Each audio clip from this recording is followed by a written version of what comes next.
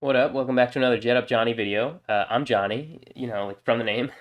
And we're going to be checking out quarterback tier list today. I'm going to be making my tier list based on this one that I found, and I kind of changed up the names of the categories that I'll be using. Hopefully I'll have them spread out a decent amount so I don't have one tier that's like overloaded and then one guy is like solely the okay tier, but we'll find out as we go, I suppose. Because I really haven't put too much pre-thought into this. I want to do this pretty genuinely and go through it as I'm going through it. So first off, we got Jimmy Garoppolo. This is obviously, this is a hard one right off the bat. I feel pretty comfortable putting him in the okay category, which I have as a step ahead of replaceable starter. Maybe it's not a step ahead of replaceable starter, but I feel like the 49ers don't really need to move on from Garoppolo, but they kind of forced themselves into it because they decided they wanted to move on to Lance, or they decided they wanted to pick Lance, and they picked him third overall, and now they forced their own hand because they picked the guy third overall. But I think Jimmy obviously has enough talent to win games. He's done it multiple times. He's gotten to the NFC Championship multiple times. I think that he could have success in the right situation. So I'm going to put him in the okay tier. You'll see the guys that I have in the solid tier, and I think that he's a step below those guys, but I think he's perfectly serviceable. He's an okay starting quarterback. Matt Ryan up next. Obviously, he's older now, and it's going to affect his play, I think, to a certain extent. I think he's gotten a little bit worse. I still think he's a pretty solid. Well, of course, I put solid as one of my titles. Do I want to put him at solid? It's a very tough choice. I feel like maybe out of respect, I'll throw him in solid, but that's a very tough choice for me. I'm going to throw him in solid right now out of respect for his game, and I do think that the Colts are set up in a nice way that I think that he'll have a nice, efficient year, especially with Taylor taking some pressure off. Yeah, I like his prospects better this year than I did last year. Let's say that. Okay, Kirk Cousins. This is the guy I think is probably overhated. I think people hate him on him for what I can't really discern. Like, I can't discern why they hate on him so much. I think that he's definitely a solid quarterback. I think that his numbers kind of speak for themselves. I know he's got some good weapons, but I just feel like he's been consistently doing this for a while now. He doesn't throw that many interceptions, and he throws a lot of touchdowns. I think that's important. I don't know. I think that he gets hate that I don't understand. All right, next up, Kenny Pickett. This is pretty easily, I'm gonna have to put him in the we're gonna find out category. There's not much we can really say. I wasn't super high on him, to be honest. I think he's going to a really great situation. I think the Pittsburgh to Pittsburgh thing is cool, and we'll have to see. I think he's a better. Well, I'll save the quarterback competition discussion for when Trubisky comes up. I'm assuming he's coming up because I didn't pick these pictures. I'm assuming he's coming. Yeah, I see him. So I'll save that conversation for down the road. But we're gonna have to find out about Kenny Pickett as far as I can go for right now. Joe Burrow, obviously one of the better young quarterbacks in the league right now. I know people are very, very high on him. Some people might have him in this MVP category. I'm not going to put him there yet. I think he's awesome. I think he's probably only going to get better. But right now I'm going to have him in the elite category. And I think that's perfectly fair. I don't think that you could really have a strong argument to say that I'm like out of line here. So I'm going to have him in the elite category. I think he's great. Justin Herbert is up next. I think he's probably in a very similar category. And a lot of people might have Burrow over Herbert. For me, I have Herbert over Burrow. I'm going to order these. And I didn't say that when I put Cousins over Matt Ryan, but I'm going to put them in my order within the categories. I have Herbert over Burrow. You could have Burrow over Herbert. I don't think that it's egregious either way. I don't know. I've liked more of what I've seen from Herbert, but I think you're kind of comparing a great thing to a great thing to a certain extent. And obviously, they're both super young, great pieces for their future. They're going to be quarterbacks of their team for a long time. Derek Carr, this is another guy that I'm going to put in a solid category. For me, it's very difficult to decide between Cousins and Carr. I'd say Carr probably has more respect around the league, but I feel like Cousins, we're going to tell this year with Devontae Adams, we're going to be able to really tell whether Carr is that legit dude. I'm going to put Carr ahead of Kirk Cousins for right now, but I think, again, they're two guys that I think are pretty similar in my eyes in terms of ability. Okay, Jared Goff up next. To me, he's the definition. He's kind of who I was thinking of in my head when I put replaceable starter. Well, that's not even really that fair because you could argue to put him in okay. I think you could argue that near the bottom of okay because I think he's been a letdown to a certain extent because of where he was drafted. But I don't think that he's been like this bad quarterback. I think he actually had a nice season early on in his career, and he kind of has yet to reach that again. But I think they're building some decent weapons over in Detroit. Maybe this is his chance. I mean, this is his year. There's nobody else. Like, you're not going to replace him with any. I put him in replaceable starter, but the problem is I don't think there's many people to replace him with. I'm going to put him in the okay category. I just talked myself out of it because I don't think that there's somebody to replace him with, honestly. So we'll put him there. I don't know. Maybe I have too many categories. We'll find out. Mac Jones. It's weird, but I feel like I don't want to put him in the we're going to find out category because my personal opinion, I feel like we found out. I feel like he is kind of closer to his ceiling now than you'd expect from a guy going to his second year. but I think he was just kind of one of those guys that was ready. He was in a pro-ready offense. I think he was ready to do what he was going to do. So I don't think that his ceiling is super high. This is actually really difficult because I don't feel comfortable putting him in the solid category, but I don't think that it's necessarily fair to put him in the okay category, but I'm going to. Because you know why I'm going to is because I think I would probably rather have Jimmy Garoppolo based on what I've seen so far and based on just how I'm analyzing it right now. This one I'm probably going to get flamed for, but I don't think Jimmy's that bad of a quarterback. I think he's got his flaws, and I think he's got his things that prevent him from being one of the top guys. But I'm going to put Mac there for right now. And that doesn't mean, I feel like, this is tough. Let's put Mac at the end of the solid category. I think that's the fairest that I can be about it. Yeah, that's the fairest I can be about it. Patrick Mahomes, MVP. End of story. MVP type quarterback. I think this guy, he's going to be an MVP candidate every year for 10 years at least. At least. That's how I envision it going down. I don't think there's much else to say about that. Come on. He's Patrick Mahomes. Mitch Trubisky, teetering between replaceable starter and backup for me. I'm going to put him replaceable starter. I don't know. I'm not super high on Trubisky. I wasn't super impressed with what he did with Chicago, and I don't think that it was the best scenario necessarily, but I'm not liking the prospects of him. Again, same thing with Pickett. He's got a good situation. I think they have a lot of weapons. The offensive line maybe isn't great in Pittsburgh, but I think they have a lot of weapons, which could help him. My opinion on the quarterback controversy there, quarterback competition there, I think that Pickett should get the ball sooner than halfway through the season. I think Pickett should probably get the keys to the franchise. That's the way that I envision it. I think Trubisky will start. I think he'll play at least 5 or 6 games, and they'll kind of do a little heat check. They'll say, how are we doing? And I think at that point, maybe they'd switch to Pickett. If Trubisky's playing well, then, maybe they won't. Maybe it'll be Garoppolo's situation where he plays the whole year. Trubisky, that is. And then Pickett has to wait till next year, maybe. But I'm feeling like it's more likely that a little before halfway through the season, we're going to see Pickett. Aaron Rodgers, we're going to put him in MVP. He's been the back-to-back MVP. Obviously, back-to-back MVP, it's hard to not put him at the number 1 spot. But for me, I'm going to leave Mahomes over him just because I think Mahomes is the best quarterback in the league, and I think it's going to be hard for both of these guys, actually, because of the differences in wide receivers. To be plain and simple, losing Tyreek Hill, losing Devontae Adams, 2 of the top 5 wide receivers in the NFL. I mean, at least top 10. You could definitely argue top 5. So it's going to be a tough road for both of these guys, but the talent is undeniable, and I'm not ready to put them anywhere lower just because of that. All right, Tyrod Taylor. If I'm going to be fair to the guy, I'm going to put him in the replaceable starter category because I just feel so bad. Like, his career's gone such an interesting way where I don't think that he's had, like, the fairest of shots. Well, he has, but, like, certain things have happened with the Chargers when he gets that freak injury from the trainer doing something before the game, and obviously that spurred Herbert's emergence and was better for the Chargers in the long run. But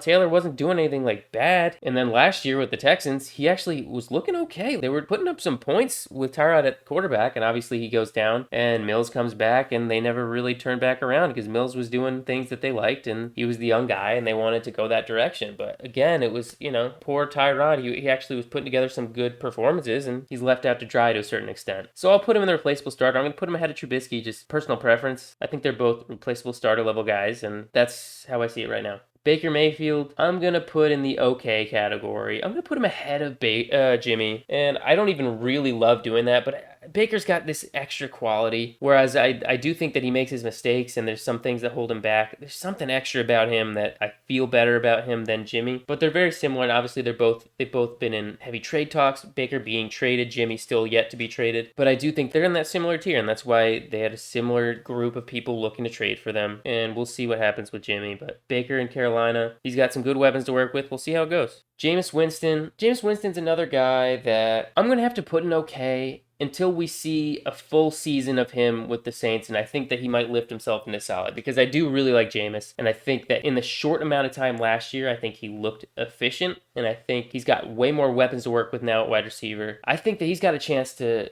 really elevate himself into solid for sure this year, and I think the Saints could be a sneaky wildcard team this year. Matt Stafford, Super Bowl champion Matt Stafford. You got to make him an elite quarterback. I'm going to put him behind Burrow and Herbert, but I think he's elite at this point. He just won a Super Bowl. He's always been a really solid quarterback, and I think maybe the Lions in general were what kept him in the solid as opposed to elite category, and now you see him on this team that's stacked, and if you want to say, oh, it's stacked, so of course he's going to look elite, I don't know if that's fair. I'm going to put him at elite. Maybe he'll end up at the bottom of elite when we're all done talking about it, but for right now, yeah, that's where I see him. Josh Allen, he's an MVP level guy. What he can do with his arm and what he can do with his legs. I'm going to put him behind Rodgers and Mahomes. These guys, these three are just like neck and neck. Obviously, it's going to depend on numbers at the end of the year, but they're all neck and neck in terms of talent. Josh Allen, remarkable story of progression because first year looked bad. Second year, still looked kind of bad, but he was obviously improved. Third year, astronomical leap. Something I did not see coming at all. But good for him. Bad for me as a Jets fan. Good for him.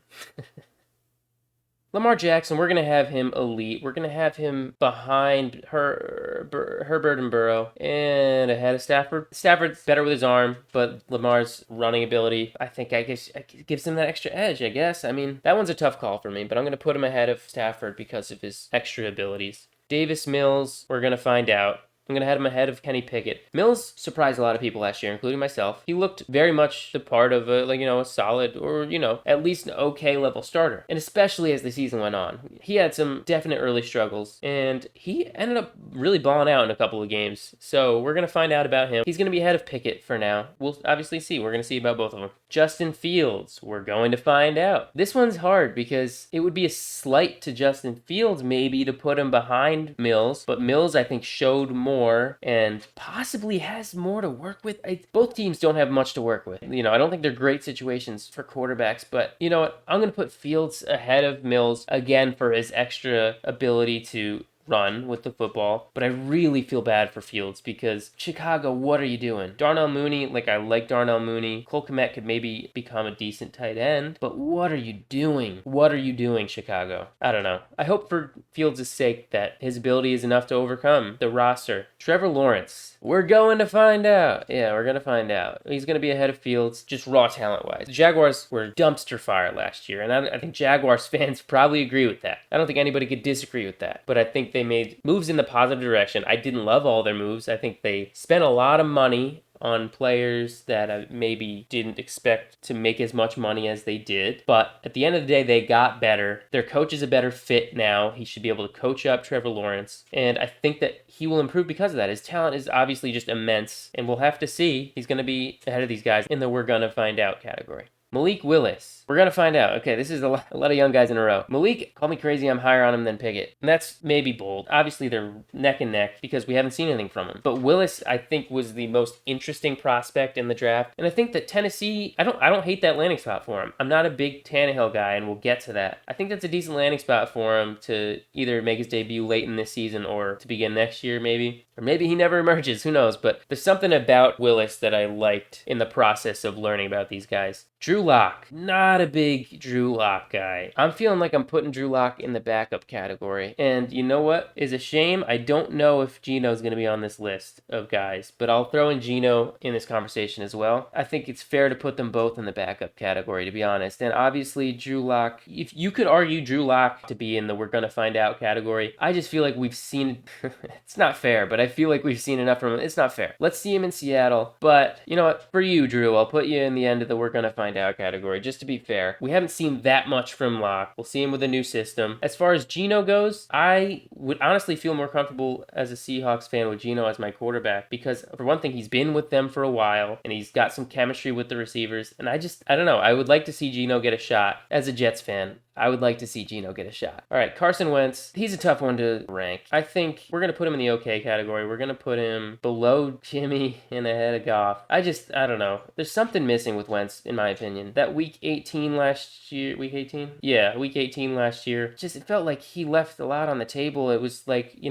got to beat the Jaguars and you're in the playoffs and you don't beat them. I got to hold that against him to a certain extent. I do think that it was a nice move by Washington to pick him up because I think he's an improvement over Heineke. And I don't hate Washington's roster. We'll see. Maybe Wentz, because the thing with Wentz is that, I feel like his numbers don't end up looking that bad, but there's something, when you watch him, he makes some mistakes that you question. You question whether you can really continue to succeed when he's making those mistakes. But I would love for him to prove me wrong in Washington. Kyler Murray, we're going to have him in the top of the solid category. And people are going to say, how is he not elite? And I think that he faded down the stretch a little bit. Obviously the Cardinals got off to the huge hot start and then they faded as a team, I think partly because he faded. But I think the talent is so there. Like he's got the legs, but he's got the arm too. I think there's a ton of talent there. And I would be super excited to move him up into the elite category, as the season goes on. I want him to prove me wrong. I want him to make me put him in the elite category. Sam Darnold, former Jets quarterback. It was a tough situation for me last year because I wanted Darnold to succeed, but I also didn't want it to be like, oh, look at the Jets getting rid of this quarterback and the classic Jets. He's great and somewhere else. He just stunk with the Jets. Obviously, it turned out he wasn't very good at the Panthers either. Unfortunately, we're going to put Darnold ahead of Taylor and Trubisky, but I don't,